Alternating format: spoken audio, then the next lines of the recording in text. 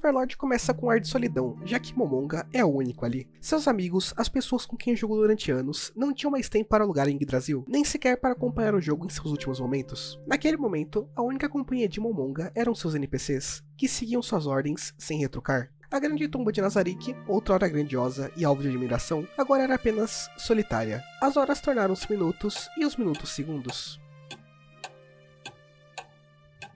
Logo, era chegada a hora do adeus definitivo para o jogo, que nunca mais iria retornar.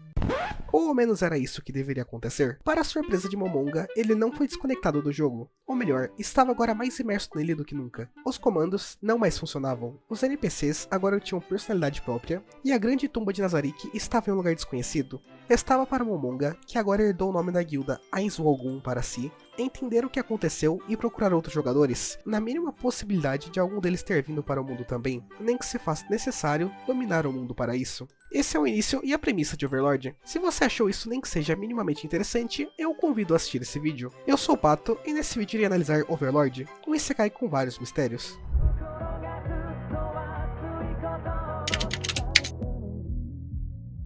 Esse vídeo cobre principalmente a primeira temporada. Também tentarei dar o mínimo de spoilers possíveis aqui, me limitando principalmente aos acontecimentos até o episódio 4 da primeira temporada, e alguns eventos específicos e não muito relevantes posteriores. Embora eu comente um pouco sobre o rumo geral da obra, se gostar do vídeo, peço que deixe o seu like, o que ajuda muito. Sem mais delongas, prossigamos. Overlord conta a história de Momonga, que até onde me recordo, não nos é apresentado o nome verdadeiro. Momonga é um jogador de Yggdrasil, um DMMORPG, lançado no ano de 2126, 12 anos antes do que se passa a obra. Leia-se todas essas siglas como um MMO em realidade virtual. Yggdrasil estava prestes a fechar seus servidores permanentemente, e por isso, Momonga decide ficar lá até os últimos momentos, como líder da guilda. Seus companheiros não tinham mais tempo para ficar online porque escolheram o mundo real, a fantasia, e o único que entrou fora Momonga não ficou por muito tempo. Isso deu a Momonga um sentimento de ser traído, e, mesmo que ele tentasse se convencer do contrário, você ainda percebe que isso afeta muito ele. O tempo passa e ele vai revisitando a gigantesca guilda que construiu durante 12 anos com seus amigos, passando por NPCs até chegar na Sala do Trono. Lá, portando um cajado que representava toda a guilda e o que todos conquistaram juntos, ele aguardaria o fim.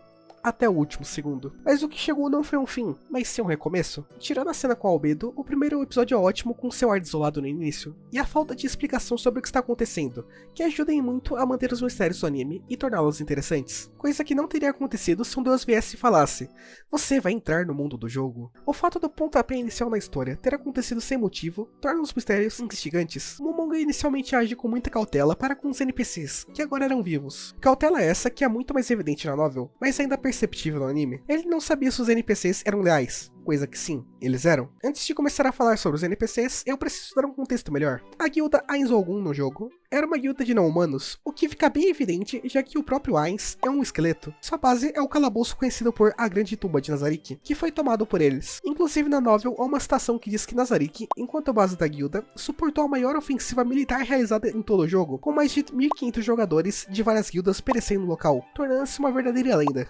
Toda a estética da guilda de personagens não humanos acaba influenciando muita coisa no rumo da história, quando as coisas tornam-se reais, como o fato dos NPCs não valorizarem vidas humanas, pois afinal, eles nunca valorizaram. Os guardiões da tumba que protegem cada andar são muito legais, têm designs bem criativos. As interações deles entre si discutindo sobre o Momonga e achando todas as ações dele incríveis, mesmo com ele não sabendo o que está fazendo, é hilário. A visão que eles têm de Momonga como uma entidade onipotente gera várias cenas cômicas. Os NPCs o valorizam demais, pois ele é o último dos seres supremos. Leia-se como membros da guilda que restou. A obra nos levanta várias dúvidas interessantes, tais como por que o mundo do jogo tornou-se real?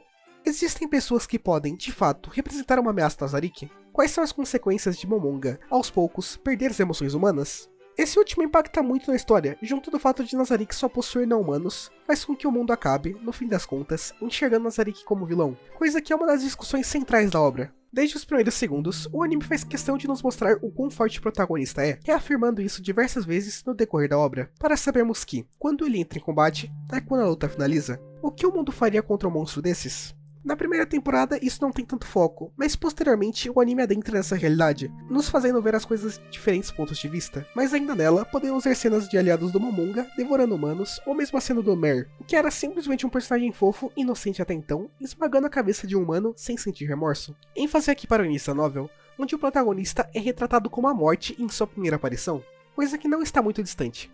Mas mesmo que Nazarick seja incomensuravelmente forte, ainda existem coisas que podem ameaçar seus membros, como foi possível ver na primeira temporada. Então a postura adotada pelo protagonista de levar as coisas com cuidado não se prova errada em nenhum momento. Assim, Overlord nos traz uma boa discussão sobre se o protagonista é, de fato, o vilão. O desbravamento do mundo também é extremamente relevante e interessante na jornada que é Overlord. Embora eu não tenha dado muita atenção a isso na primeira vez que vi a obra, o worldbuilding de Overlord é muito bem feito. Embora presente na primeira temporada, é destinado muito mais foco para isso nas temporadas posteriores. E eu mencionei sobre as divergências de pontos de vista, mas isso ocorre até entre aqueles de Nazarick. Sebas, que é o mordomo, acaba cuidando de uma humana que estava em condições precárias, e bota precário nisso, e muitas vezes é criticado pelos outros personagens por essa ação. Aqueles de Nazarick são muitas vezes influenciados pela personalidade de seu criador. O criador de Sebas, por exemplo, tinha preceitos de heroísmo, por isso Sebas herdou alguns ideais. Se afastando um pouco da história, eu sinto que está se tornando clichê eu falar a mesma coisa todo vídeo, mas a opening e a ending são realmente muito boas. As openings de todas as temporadas de Overlord são ótimas, até mesmo em português, que eu recomendo vocês darem uma olhada. Não chegou a me irritar, mas sinto que as cenas da Paixonite da Albedo e da Shoutir pelo protagonista possam ser consideradas como um ponto negativo para algumas pessoas, e eu não sinto que elas agreguem em nada. Ao menos inicialmente, não sinto que Overlord peca em muitas coisas, embora as cenas 3D não sejam lá muito agradáveis aos olhos.